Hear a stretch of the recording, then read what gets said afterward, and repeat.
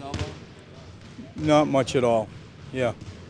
It's very minor, and we expect him back soon. Not much concern at all. When you found out that Nerlens is available to play tomorrow, what was your reaction being able to have him back? I think, there's challenges and excitement, and so you walk that line. You got to try to, work him back into all of this. Everybody has to admit he hasn't played basketball in a really long time, but the excitement of getting him back and playing NBA basketball and with his teammates, I think that we have to recognize that side of it too. You mentioned the other night that getting his win back is something that he's going to be focused on. Do you see that as well, something that you'll have to monitor the early stages of him being back? You can do as much as you want on a treadmill. You can do as much as you want 1-on-0. Even today's practice was a good practice, but there is nothing that's like an NBA game. And so everything goes faster, everything goes quicker. You have emotions involved, which can also drown fatigue, drown how fast and how long you can go. And so those things are just part of him coming back into it, and we'll manage him accordingly. How can you run your system differently having Nerlens on the court? Or what can you do differently? Well, I think, you just do things a little bit faster. Like you want to run, you can run faster. You want to protect the rim, you do it with a little bit more of a bounce. Those things, I think, come to my mind. Coach, we saw Nerlens Noel, Jalil for this time last year. We were talking about that being the big question we're trying to solve. With no Joel Embiid tomorrow, how do you handle playing those two guys together separately? What have you learned from last year, or does it even matter from last year? Oh, it does. It all adds up. All those experiences add up for something. You learn all the time, and I think what you learn quickly is like the matchups. If all of a sudden, Tobias Harris is, and they go small ball, is running around at a 4, well, maybe that's not a good time to have those two. If they go with like a John Lure and a Drummond, maybe it is, even though Lure is a heck of a three-point shooter. And so you just try to pick your moments where you can maybe pair those guys up. I think it will be a more genuine conversation as Nerlens starts playing more with us. He's just really come back into it.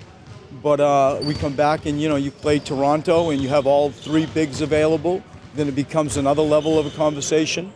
I do look forward to it when we have an opportunity to intelligently match up with other people. And, we'll play it out like that. Do you plan to use him as a starter or off the bench?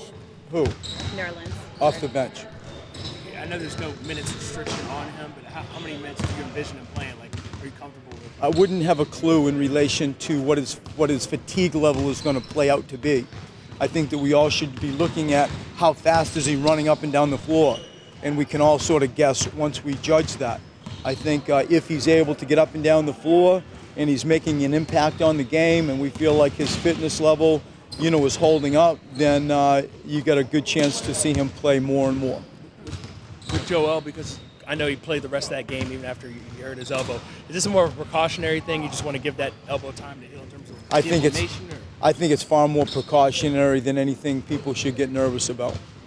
I know it's only one game that Nick came back off the bench, but a few weeks ago he was like he really enjoyed that reserve role. Do you think that that's something that suits Nick in that type of I do. I feel like for whatever reason, like he feels comfortable coming off the bench in that environment. I think sometimes you see people that can, look at what the game is presenting, how are people guarding different situations.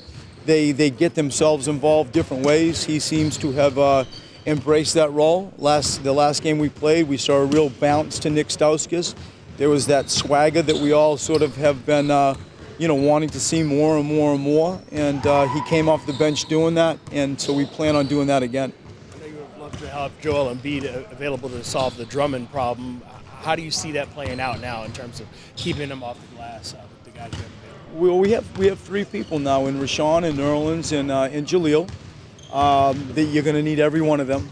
He is as committed a runner as for a man of his size as anybody really I've seen. Watch his first determination, then his ability to get up and down the floor.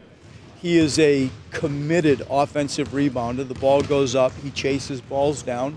And so there's an energy thing that I've just said both of those two qualities require. And we're going to need to match that energy with our three bigs, and I feel like that we're up to that. You've held the last two opponents, despite not being full strength, to under 40% shooting. How important is what you've been doing defensively, and what's been different over the last two games? I just feel like slowly things, come together because it's been so erratic with a consistent type of rotation.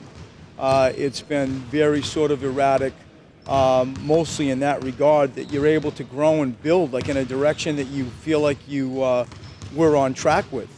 And the last three games, we won one of them, but Boston, Memphis, at New Orleans, we're reducing our turnovers. We're starting to get back better in transition defense.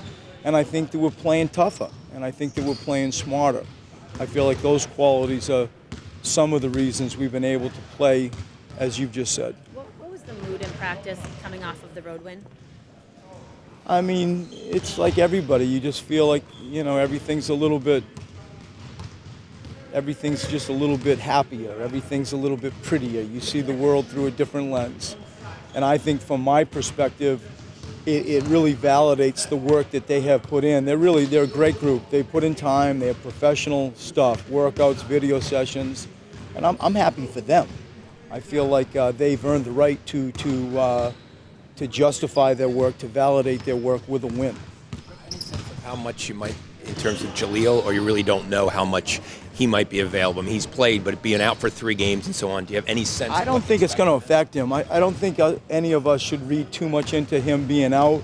There might be a little bit of a win factor that, maybe I've just got to bite my tongue and let him get that second kick, that second breath of air. And I'm mindful of that. But I feel like as the game's playing out, you're going to be able to judge. As I said, we got a real test chasing Drummond. He makes you get back, and so that'll be the my personal judgment of people tired watching them chase Drummond. And just to be clear, you expect Joel Embiid just to miss the one game? At this stage, I will be personally surprised. And there's nothing that I'm hearing that it will make me say any differently, and so we'll go into Detroit with our three bigs. We still have three bigs. That's it. Couple more guys. It's a 3-game road trip, but how does it help to be able to stop, break things up that way, do some work here rather than just, continue straight on for those 3 games? I mean, I think it all helps. It's part of the figuring out the drumbeat of an NBA season. But I just feel like we like playing at home. Going on the road is real. We're playing against a Detroit team. We should all be mindful of what they've been doing lately.